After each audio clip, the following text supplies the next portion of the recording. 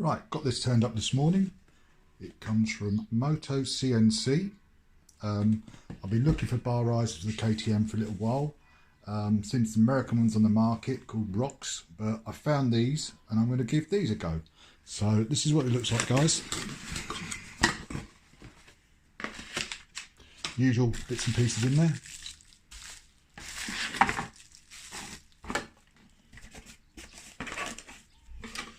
And a sticker and a card.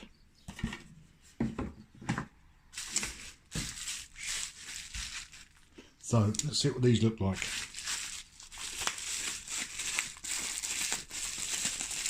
Oh, didn't need that.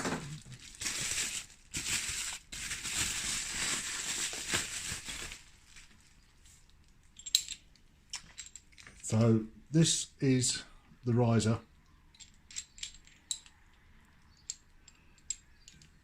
From Moto. Don't know if you can see on there, nice little logo written into it. Looks decent quality, good. Nice to be using some English stuff for a change. I'm guessing the other one's going to be the same.